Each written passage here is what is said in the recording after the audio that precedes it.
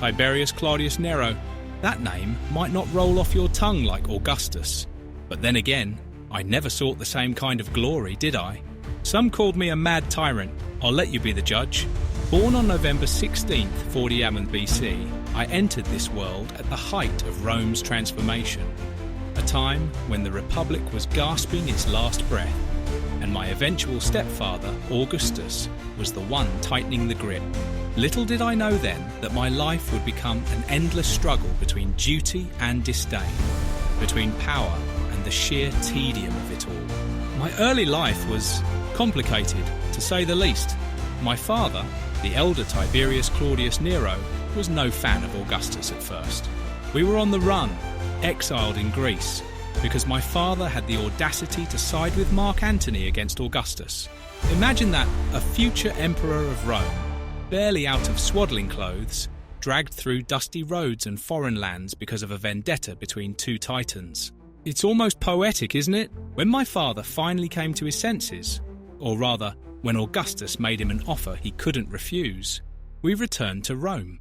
My mother, Livia Drusilla, swiftly became Augustus's wife, and I was thrust into a world of power, politics, and expectations.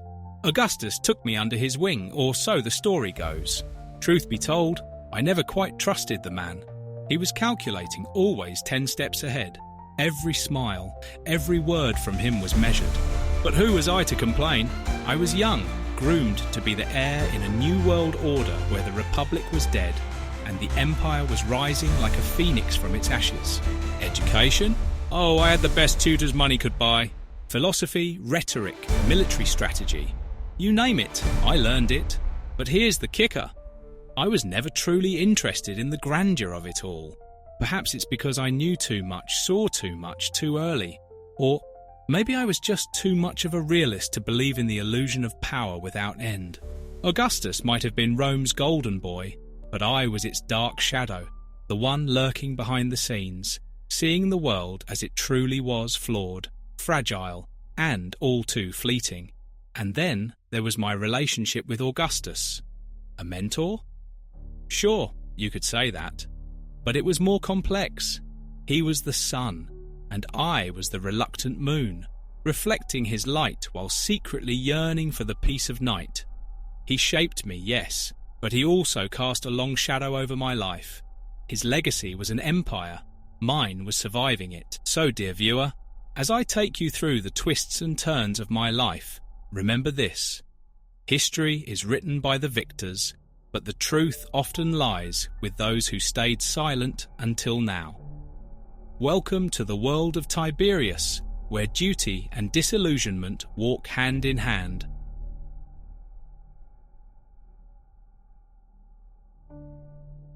You might think that being groomed for power would instill a sense of ambition, a hunger for the top. Not for me. Not yet, at any rate. My early career was a string of duties I fulfilled out of obligation rather than desire. Augustus, ever the master of subtle coercion, ensured I was always where Rome needed me, whether I wanted to be there or not. My military career began with a march into the murky Germanic forests, leading legions in a relentless campaign against barbarian tribes. Oh, how the Senate lauded my victories, painting me as the hero of Rome, the defender of the empire's borders. But the truth? I despised every moment. The blood, the mud, the cries of men. None of it stirred in me the passion for glory. Instead, I felt like a pawn on Augustus's chessboard, manoeuvred into position to secure his grand design. Of course, Augustus had to make sure I was thoroughly entangled in his web. He married me off to Vipsania Agrippina, the daughter of his loyal friend Marcus Agrippa, thinking it would strengthen my ties to his regime. Vipsania was perhaps the only person I ever truly loved. She was gentle, understanding, and completely indifferent to the power struggles that defined Roman politics. For a brief moment, I felt a semblance of happiness, a flicker of warmth in a life otherwise cold and calculated. But happiness has a way of slipping through one's fingers in Rome, especially when Augustus has other plans. He forced me to divorce Vipsania and marry Julia, his only daughter. Julia, She was everything Vipsania was not: fiery, ambitious, and, dare I say, a bit too fond of her own pleasures, an appetite nearly to match my own. It was no secret that our marriage was a sham, a political move to tie me even closer to Augustus. Julia and I were like oil and water, and the years with her only deepened my disdain for the life I was being forced to live. Then came the moment I had dreaded. Augustus's health began to decline. The man who had reshaped Rome was now reshaping my future with his dying breath. In 14 AD, he finally succumbed to the inevitable, leaving me as the designated heir to the throne. The weight of the empire fell squarely on my shoulders. Some might have seen it as the pinnacle of success, but to me, it was a gilded cage, locking me into a role I never wanted. As I ascended to the purple, I couldn't help but feel a sense of dread. Rome was mine to rule, yet the thought filled me with nothing but a hollow emptiness. Augustus had left behind an empire built on the ashes of the Republic, and now I was expected to keep it standing, even as the foundations threatened to crumble under the weight of its own contradictions. And so, I became emperor, a reluctant ruler in a time of great turmoil. Little did I know that my reign would be marked not by the peace Augustus had promised, but by paranoia, betrayal, and a growing sense that the empire was a beast that could not be tamed. But that's a story for another time, isn't it? Stay with me, and we'll dive into the heart of my reign, where the shadows grew darker, and the weight of the crown became almost too heavy to bear.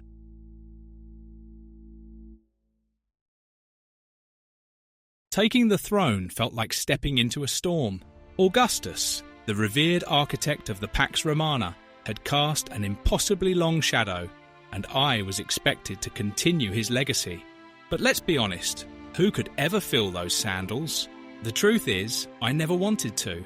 Or, at least that's what I told myself at the time. Augustus built an empire on order and control, but what he left behind was a powder keg, and I was holding the torch.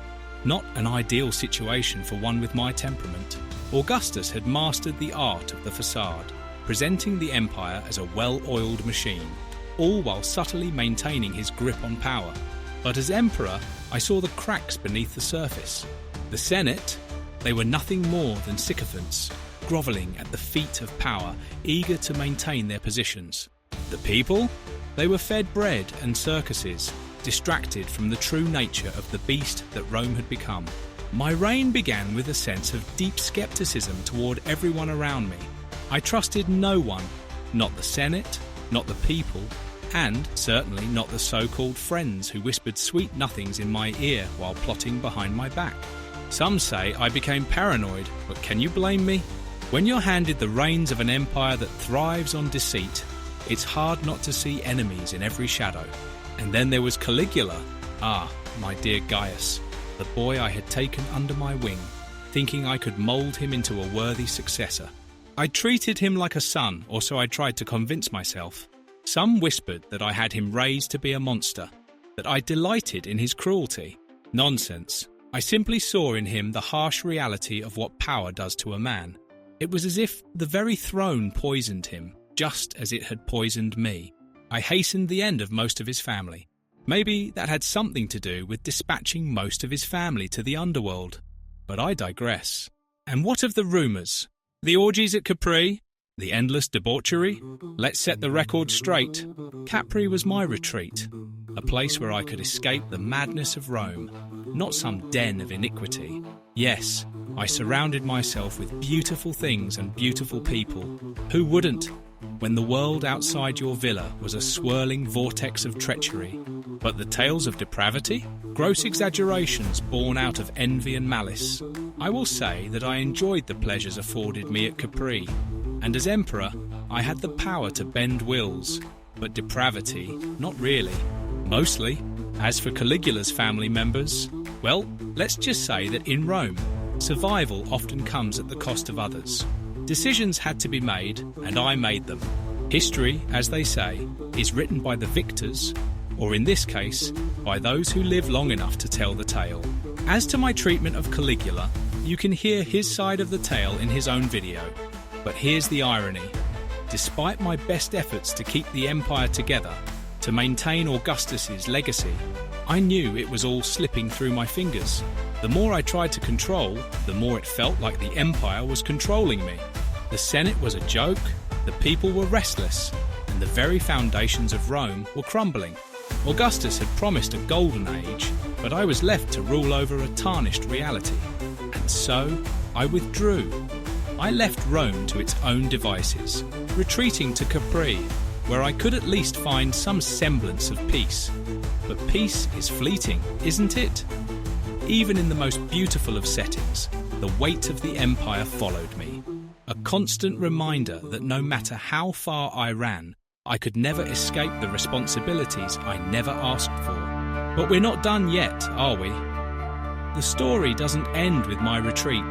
There's still the matter of my death, the legacy I left behind, and the lessons learned or ignored by those who came after me. Stick with me, and we'll explore how even in death, an emperor's shadow can loom large over the future of Rome.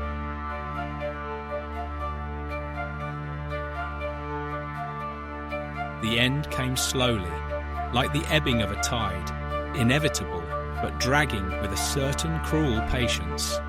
For years, I had been retreating from the world, a shadow of the emperor I was supposed to be. Capri became my sanctuary, but also my prison, where I could distance myself from the chaos of Rome, but never from the weight of my own thoughts. My health began to falter. Nothing surprising for a man well into his 70s, especially one who had lived through as much as I had. Some say that my decline was accelerated by the guilt of my decisions, that the spectres of those I had wronged haunted me to the end. But let's be clear, I did what I had to do. Rome is no place for the faint-hearted, and an emperor must make sacrifices, often in blood, to maintain the so-called peace. But even in my final days, power clung to me like a curse. The rumours that surrounded me in life only intensified as death approached. Whispers of my involvement in the deaths of Agrippina the Elder and her sons, yes, including Caligula's own brothers, painted me as a tyrant, a monster who eliminated any threat to his rule. But I'll tell you this, in Rome, if you don't strike first, you're the one who gets struck down.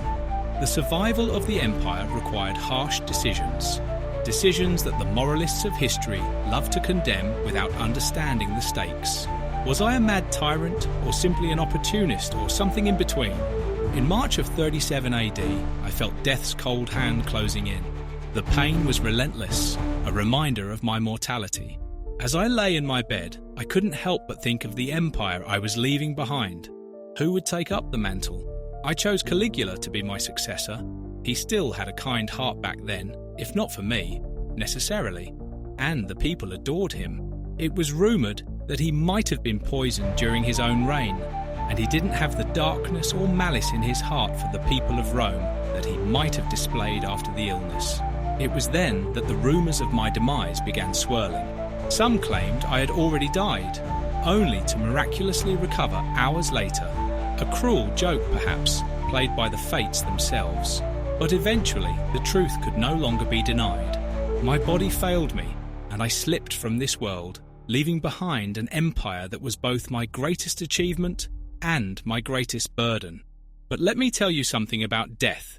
It doesn't end with the last breath, as this video suggests. An emperor's death is the beginning of a new chapter for those left behind. The power vacuum I left triggered a frenzy in Rome, a scramble for control that would define the next phase of the empire. My death may have been the final act in my story, but it was only the prelude to the chaos that followed. And what of my legacy? How would Rome remember me? Not as Augustus's equal, that's for sure. No, I would be the emperor who ruled from the shadows, the one who failed to live up to the grandeur of his predecessor. But perhaps that's for the best. After all, the empire I inherited was never the utopia Augustus promised. I merely kept the beast at bay, even if it meant sacrificing my soul in the process. As I drew my final breath, I felt no peace, only the weight of the crown slipping from my brow. And with it, the realization that no man, not even an emperor, can escape the judgment of history. My story might be over, but the echoes of my reign would linger, shaping the empire long after I was gone. But we're not done yet. There's still my legacy to dissect, and the lessons I learned in hindsight, which may surprise you. Stay with me, and we'll see what wisdom, if any, my reign offers to those who came after me. What does it mean to leave a legacy? I've thought about that more than I care to admit, especially in those final years on Capri. What would Rome say of me, Tiberius, the emperor who followed Augustus? The truth is, I knew I would never be celebrated as he was. I was the emperor who retreated, the one who ruled from afar, the one who, perhaps, never truly wanted the throne in the first place. But legacy isn't about what you want. It's about what you leave behind, willingly or not. Augustus was the golden child, the founder of the Principate, the man who brought peace after decades of civil war. And what was I? The reluctant successor, the one who inherited an empire that was already showing signs of rot beneath its gleaming surface. It was easy for Augustus to dazzle the Senate and the people with his reforms and his grandeur. He had the luxury of starting from scratch, of building something new. I, on the other hand, had to maintain what he left behind, and that was no easy task. My reign was marked by a tightening grip on power, a gradual withdrawal from the public eye, and a deepening mistrust of those around me. Some called it paranoia, but in Rome, paranoia is just another word for survival. I saw how Augustus played the game, and I followed suit, albeit with far less enthusiasm. The Senate was a tool, the people were a mob to be managed, and my so-called friends were potential enemies. I learned that lesson early, and I never forgot it. But let's talk about my contributions. Did I reform Rome's institutions like Augustus? No, but I did something equally important. I preserved them. Augustus may have laid the groundwork, but I kept the machine running. I stabilized the empire after the chaotic transition of power, even if it meant making some unpopular decisions. The treason trials, for instance, they were necessary. Some say they were my way of dealing with my insecurities, but the reality was that they were a means of maintaining order. When you're surrounded by plots and conspiracies, you either act or get acted upon. Then there's my approach to governance. I was criticised for my absence from Rome, for ruling from Capri, but what choice did I have? Rome had become a city of vipers, and the only way to survive was to distance myself. Besides, the Senate and the people didn't need an emperor breathing down their necks. They needed stability, and that's what I provided, even from afar. And let's not forget Caligula. Yes, I left the empire in his hands, but that wasn't a sign of weakness. It was a calculated risk. I knew he was dangerous, unpredictable, and perhaps even mad. But I also knew that Rome had a tendency to eat its own. I thought, perhaps, that his reign would be short, that the empire would correct itself after his inevitable downfall. What I didn't anticipate was just how quickly the madness would spread, how deeply it would infect the very soul of Rome. My legacy, then, is one of survival, of doing what was necessary to keep the empire intact, even if it meant sacrificing my own reputation. I wasn't Augustus, and I never pretended to be. But without me, the empire might have crumbled much sooner than it did. I was the shadow emperor, the one who ruled with a heavy hand and an even heavier heart. But I ruled nonetheless. But as we conclude this tale, there's one more thing to discuss. The lessons learned from my reign. History often repeats itself, and those who ignore its lessons are doomed to suffer the same fate. So, what did I learn? And more importantly, what can you learn from my life? Join me in the final part of this story, where we'll explore the importance of equality, freedom, and democracy, and how even an emperor who ruled with an iron fist can come to appreciate their value in hindsight.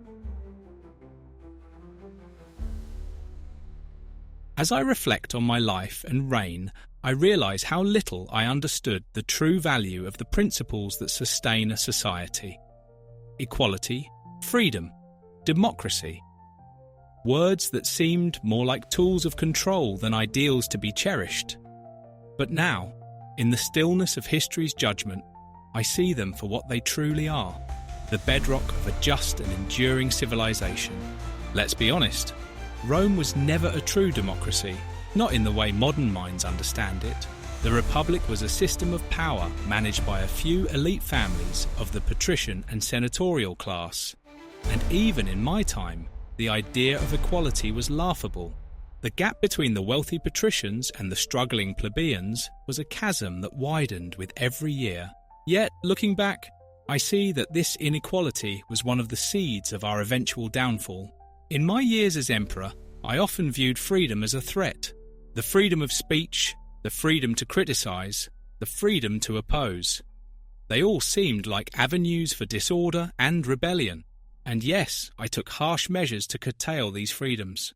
The treason trials, the purges, the silencing of dissent.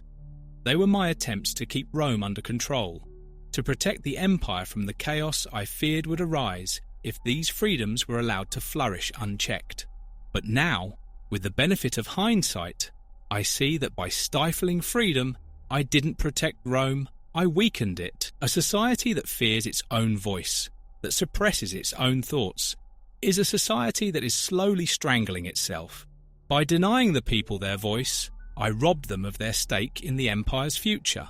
Without freedom, without the ability to speak, to criticize, to hold power accountable, the empire became a hollow shell, beautiful on the outside, but rotting within. And democracy, oh, how I misunderstood it. I saw it as a relic of the past, an ineffective system that had led to nothing but corruption and instability. But democracy isn't just about the mechanics of government. It's about giving people a sense of ownership, a belief that they have a say in their destiny. I thought I could rule more effectively by concentrating power in my own hands, but in doing so, I alienated the very people I was supposed to serve. The Senate became a puppet, the people became subjects rather than citizens, and the empire lost the vitality that comes from a participatory government. What would I do differently? I would have sought a balance away to preserve the empire's stability without crushing its spirit. I would have encouraged debate rather than silenced it, allowed for dissent rather than punished it, and found ways to narrow the gap between the rich and the poor. Perhaps, by doing so, I could have left behind an empire that was not just strong, but also just and fair. In the end, my reign was a lesson in the dangers of power without accountability, of governance without empathy, of leadership without vision. The principles of equality, freedom, and democracy are not just ideals for the weak. They are the safeguards of a society's strength, the pillars upon which a true and lasting legacy is built. As I conclude this reflection, let me speak to you, the citizens of a modern world that faces its own challenges. Remember the lessons of Rome. Embrace the Renaissance spirit, a pursuit of knowledge, truth, and understanding. Learn from the past, not as a distant relic, but as a living dialogue that informs your present and shapes your future. The Renaissance wasn't just a rebirth of art and culture. It was a revival of the principles that make a society truly great. Thank you for listening to my story, a story that might have ended differently had I embraced these ideals. Our world is more connected now than ever before, and the choices you make today will shape the future for generations to come. So live the Renaissance spirit. Live it not just as a philosophy, but as a style for living, learning, growing, and thinking. And if you're looking to explore what life has to offer, I encourage you to delve into history, to experience the sites where emperors once walked, to collect the coins that bear our likenesses, and to reflect on the lessons we leave behind. Let this channel be your guide as you navigate the complex world we live in. And please, share your thoughts and ideas. Take the quiz next to see if you're a Renaissance spirit. History has not died, only our understanding of it. Live the Renaissance spirit, and as for me, well, I may have failed to see it in life, but perhaps in death, my story can serve as a reminder of what truly matters. Farewell, and may you find the wisdom I lacked in the choices you make.